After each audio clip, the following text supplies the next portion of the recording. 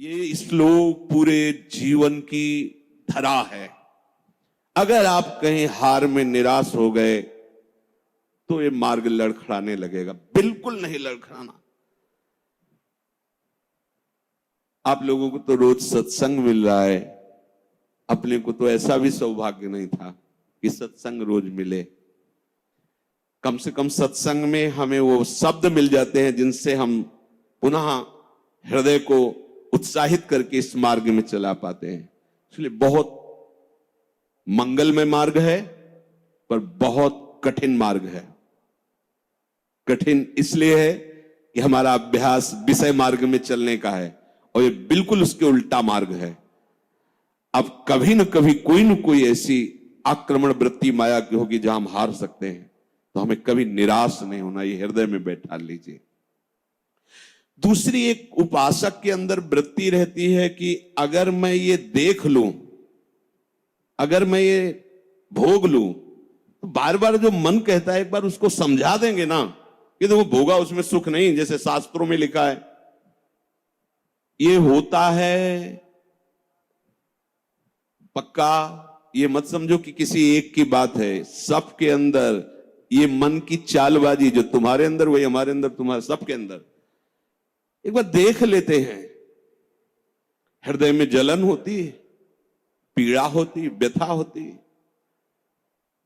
उपासक उसकी काट तो जानता है पर प्रयोग नहीं कर रहा, विषय आकर्षण के कारण काट जानता। उपासक तभी बना है जो उसको पता है। अगर उपासक है तो सत्संग सुना ही होगा, शास्त्र स्वाध्याय किया होगा, तो शास्त्र स्वाध्याय सत्संग इसी के लिए तो ज्ञान मिलता है, इन्हीं से लड़ने के लिए। पर उस समय विषय प्रीता होने के कारण वो उनका प्रयोग करना भूल जाता है। अब जो ये बात आई है इस पर समझना होगा।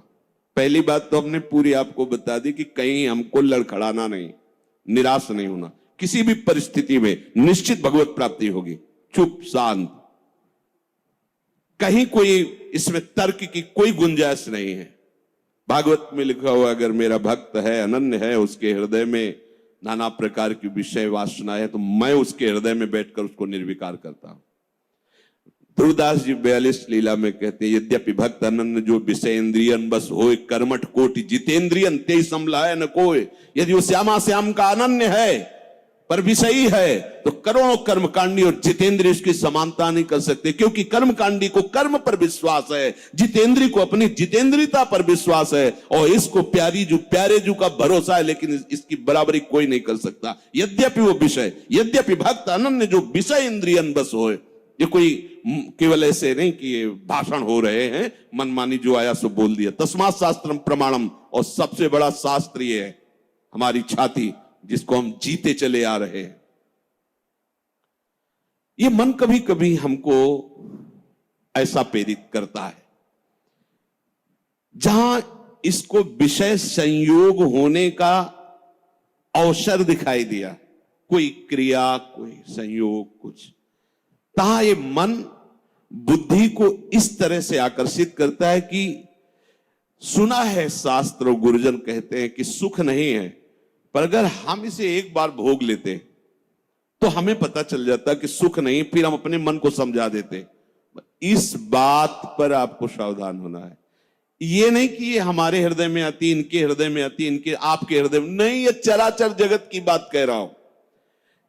जो मन को पढ़ा जाता है ना, जैसे संत जन दूसरे की बात 1 मिनट, ये सिद्धि की बात नहीं होती, वो अपने मन को पढ़ते हैं और वही बात कहते, तो वही सबके मन में लगा, हाँ अरे यार ये तो हमारे मन की बात बोल दिया, ऐसे ही चल रहा था। ऐसा वो नहीं है कि तुम्हारे मन की बात कह रहे, नहीं, उन्होंने अपने मन को पढ़ा है, अपने मन को देखा है। आप बहिर्मुख इसलिए समझ नहीं पा रहे, वो उसी को पढ़ते रहते, एक एक हरकत उसकी देखिए। तो जब वो बात कह रहे हो, जब आपको मन में वही चल रहा है, तो आपको लगता है ये तो हमारे मन की, आज जो सत्संग हुआ केवल मेरे लिए हुआ, ऐसा उनका मन, उन्होंने अपने मन को देखा है।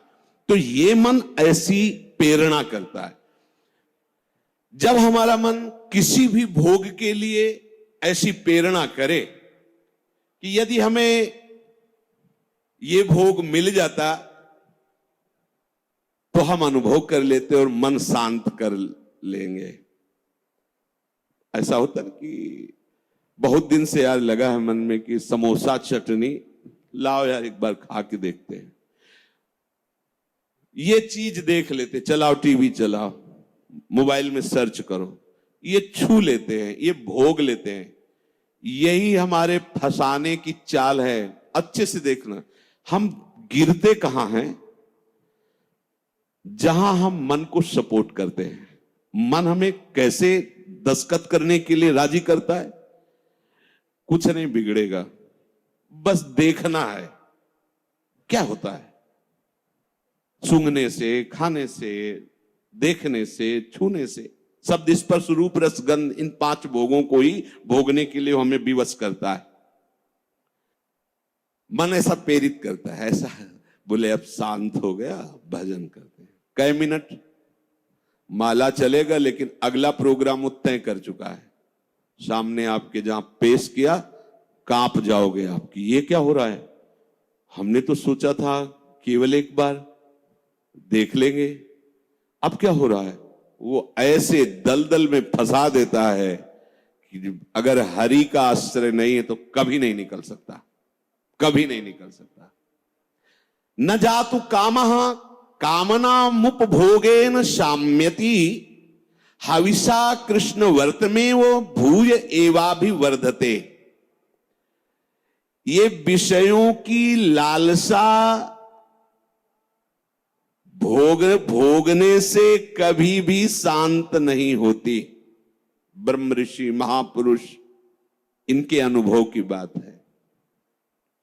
न जातु कामः कामनामुपभोगेन शाम्यति। समझ लो, मन को ठीक करने के लिए महापुरुषों के वचन ही शस्त्र हैं, वचन ही प्रमाण हैं। जब हमारा मन ये लालसा पैदा करता है, तभी हम उसमें तदात्म हो जाते हैं, क्योंकि हम सुख के लोभी हैं। वो हमें सुख दिखाता है, बस ऐसे, बस उसी समय विषयों की लालसा हमारे सामने प्रकट की गई, मन ने प्रस्तुत किया। ऐसा समझ लो कि जीव एक राजा है और बुद्धि उसकी रानी है और मन उसका मंत्री है। और इस मंत्री ने चतुरता पूर्वक पूरे राजमहल को अपने अंडर में कर रखा है। जैसा ये चाहता है वैसा दस्तखत दोनों से करवा लेता है। मन, हमारी बुद्धि एक एक वृत्तियों पर अधिकार कर चुका है।